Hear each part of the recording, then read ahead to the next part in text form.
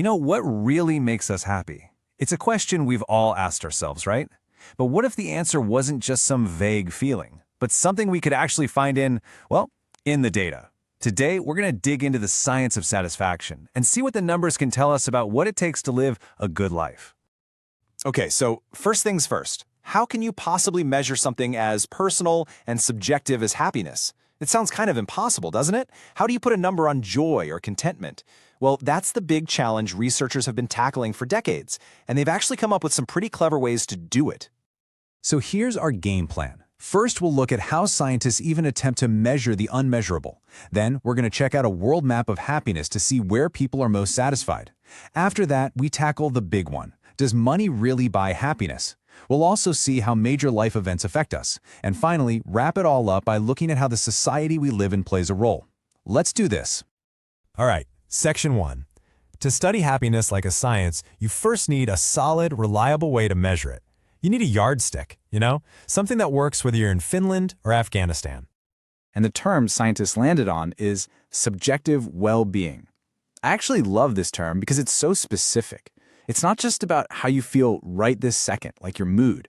That's part of it for sure, but it's also about the bigger picture, how you step back and think about your life as a whole. It's both the feeling and the evaluation. So how do you get a number for that? Well, one of the most common tools is called the Cantril ladder. It's so simple. Researchers just ask you to picture a ladder where step 10 is the best possible life you can imagine for yourself, and step 0 is the absolute worst. Then they just ask, which step are you on right now? It's a beautifully simple way to get people to rate their own life satisfaction. Okay, so we've got our tool. Now we can put it to work and start drawing a map of happiness across the entire globe. What does that look like? And right away, you see these massive differences. You've got Nordic countries like Finland, Denmark, and Iceland consistently coming out on top. And then at the very bottom, you have places facing incredible adversity, like Afghanistan and South Sudan. The data just screams that yes, our external circumstances and where we live matter a lot. But looking at just the national average can hide some really interesting stories. Check this out from the United States. While the overall happiness score hasn't really budged for decades, the inequality of happiness has fallen. The gap in reported well-being between Black and white Americans has shrunk by 2/3, and the gap between men and women has vanished. It's a huge positive trend just hiding beneath the surface. All right, now for the one everyone wants to know about. We've all heard the saying, money can't buy happiness. But what does the cold hard data from around the world actually say about that? Well, the evidence is pretty overwhelming. The data is just incredibly consistent on this. Richer countries are happier than poorer ones. Within any given country, richer people are happier than poorer people. And as countries get richer, their people tend to get happier. It seems pretty clear that having more income is strongly linked to having a better life, probably because it just gives you more options, more security, and more freedom. When researchers plot this stuff out, it can look like a total mess, like a plate of spaghetti with lines going everywhere. But this quote from the actual researchers just cuts right through all that noise. What they're saying is that when you look at the data country by country, the pattern is clear. As people's income goes up, their life satisfaction goes up with it. The line is almost always pointing up. But wait, you might be thinking, what about that Easterlin paradox?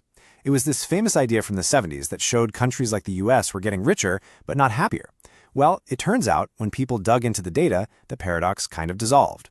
In Japan, they changed the survey questions so the data wasn't comparable. And in the US, it was a story of rising inequality. The country was getting richer, but that extra money wasn't making it to the average person. So the paradox wasn't really a paradox after all. Okay, let's zoom in from the big picture of national economies to our individual lives. What happens to our happiness when we go through those huge life moments, the good and the bad? How do we bounce back? This is just a perfect illustration of a concept called adaptation. Take getting married. The data shows that our satisfaction actually starts to creep up in the years leading up to the wedding. It hits a peak around the year of the wedding, and then it tends to drift back down towards our original baseline. It's this classic honeymoon effect. We get a boost, but then we adapt. But, and this is a huge but, we absolutely do not adapt to everything. Look at unemployment. There is a massive, sharp drop in life satisfaction when someone loses their job. And the really crucial part is, even 4 years later, people on average have not recovered. It shows that some things can leave a long-lasting scar on our well-being. Our ability to adapt has its limits. And it's not just about jobs. The data on suffering a serious disability tells a very similar, heartbreaking story.